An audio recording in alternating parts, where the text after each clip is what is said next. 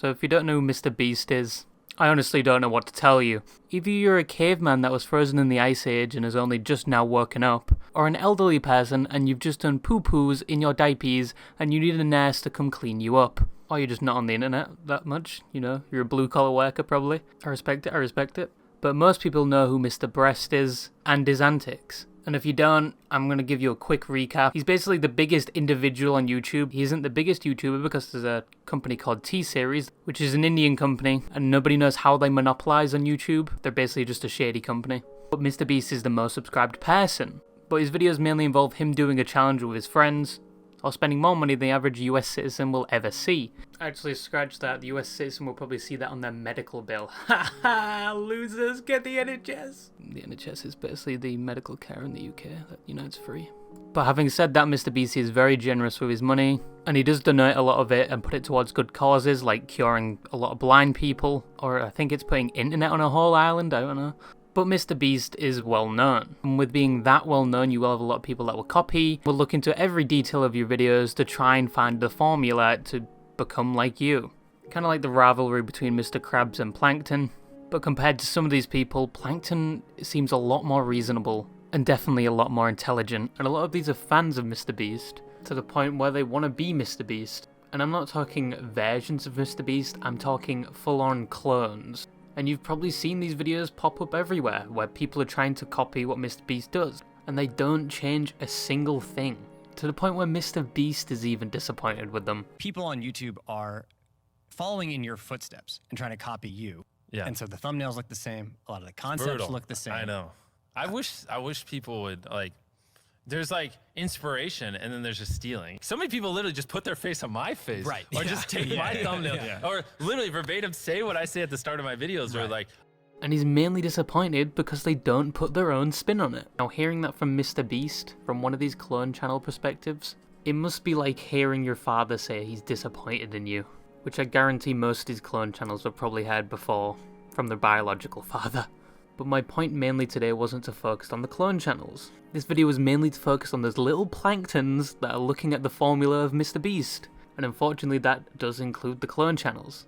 But there are even more unhinged MrBeast viewers who look at every pixel in a MrBeast video to try and just get a hint of that Krabby Patty formula. That formula basically being a metaphor for why is MrBeast so popular? And I first discovered this topic from a video from Ken called I Made a Secret YouTube Channel to Prove It's Not Luck, where he basically made another YouTube channel and managed to gather over 100k subscribers without anyone really know it was him. He does highlight throughout the video that video is kind of a parody of what Ludwig did, but kind of like his own version. And I would definitely recommend watching that video. It's very informative about YouTube and basically how he managed to get that many subscribers in such little time without anyone knowing it was him. And some of his points from his video are going to be regurgitated into your mouth, kind of like a mother bird feeding their little birds. Now that that beautiful image of birds vomiting into each other's mouths is in your head, how does MrBeast come into the equation? Well, in Ken's video, he highlights a tweet from a MrBeast viewer. And the summary of this tweet is basically, I studied a MrBeast video, made 44 pages of notes, over 7 days, I'm an absolute idiot. This is the type of person that would take notes during class for one half of the lesson and spend the other half of class color coding them, and they would still fail the test. I'm convinced most people had this person in their school, but the person in my school was special because they included glitter. Still fucking failed. So why is this person so dumb? And why would I bring up a memory from childhood to describe how stupid they are? Because first of all, they're studying the wrong person. Because MrBeast is already a staple in the YouTube community. It doesn't matter what he uploads. It will always get significant traction. And it doesn't matter how much he changes that formula. Because he's so popular, he could probably set a new formula that everyone will use. And this has already been seen through his thumbnails, which every clone has copied by now. And it's basically useless using MrBeast as an example for this. Because MrBeast already has a core audience. He has a dedicated fanbase that would watch him do anything. Even play Viva Pinata for 3 hours on the original Xbox 360. And that shit would still hit top 10 in trending. It'd be more accurate to measure MrBeast on his upcoming than his peak. And that statement's already wrong. I don't even think MrBeast has hit his peak yet.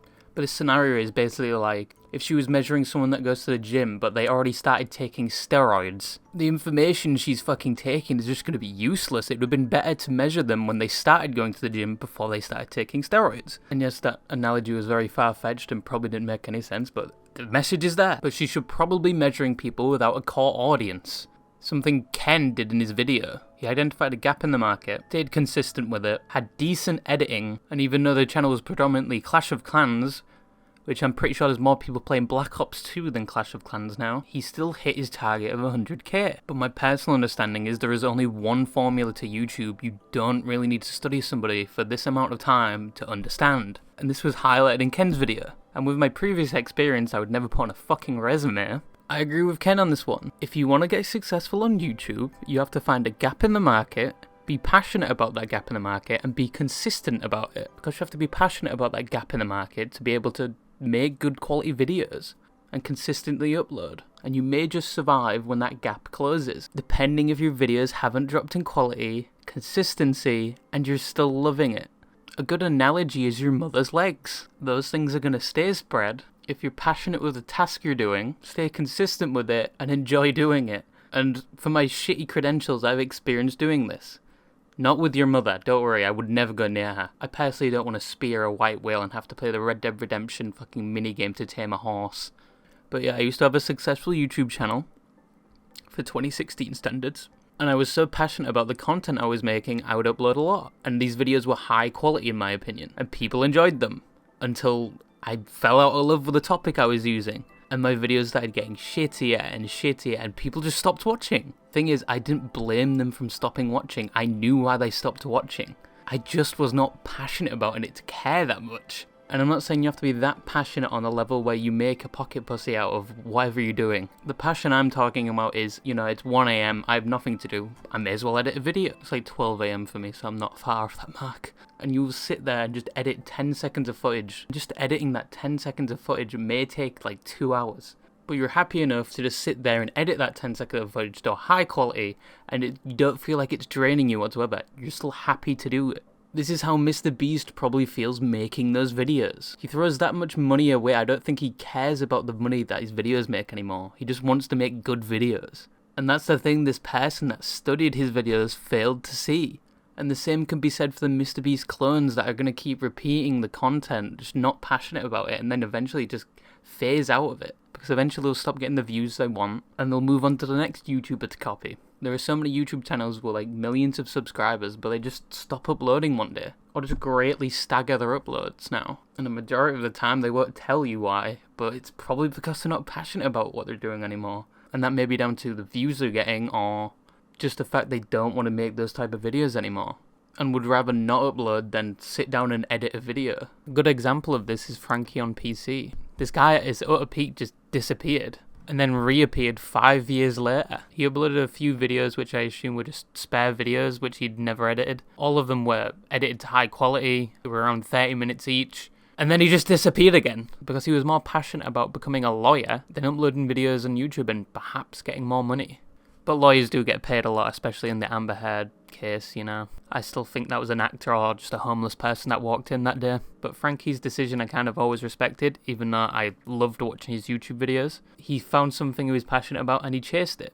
The same should be done with YouTube if you want to be a YouTuber. But to summarize this video, I think people that are copy and pasting MrBeast videos are severely lacking in brain cells, because they're only going to do it for money and clout, and once one of them runs out, their passion for YouTube, in quotation marks, is going to smoulder and burn, and they will not find a trend that they can jump on next.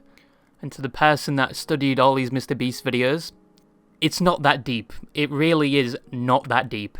There is no Minecraft creative mode that MrBeast is in, and there is no games console that you can interact with to get all these views and subscribers. It's quite simply passion mixed with innovation and probably charisma. But that is going to wrap up this video. Let me know how much you guys studied for the MrBeast test, if you're that delusional anyway. But yeah, bye-bye.